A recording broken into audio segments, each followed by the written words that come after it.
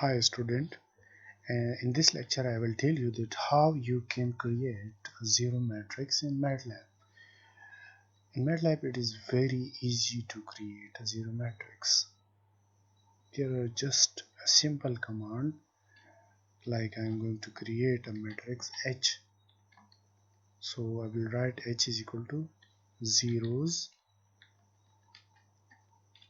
I will write the dimensionality of the matrix like 2 rows and 4 columns. And now you can see that a matrix has been created. I can also increase the dimensionality, like this is a 3-dimensional matrix with 2 rows, 4 columns and 2 channels. Now let's see, you can see the dimensionality over here also. I'm going to clear all. I'm going to create a zero matrix. H is equal to 0 zeros, 3 4 5 6. It is a 6-dimensional matrix. You can create a matrix of any dimensional you want. Now I'm going to create a vector of zeros. Here will be one single row and there will be 6 rows and one single column.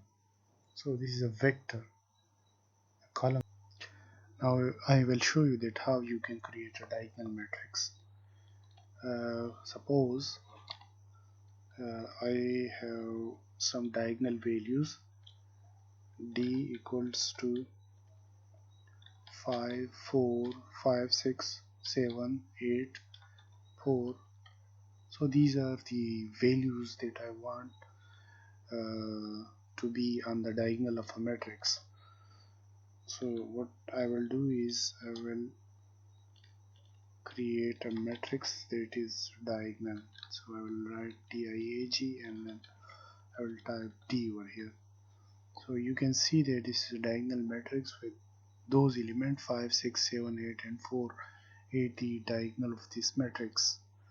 So if you want to expand this, you can include some more numbers, and when you write the diag command, then you will see that a diagonal matrix have been created and the dimensionality is 9 cross 9 at this moment. So now I will tell you that how you may create a ones matrix. So you will have to write ones and then you can write the dimensionality and you whatever you like. So you can change this value and you will see that dimensional 5 cross 8 dimensional matrix with ones as all element has been created by the Matlab.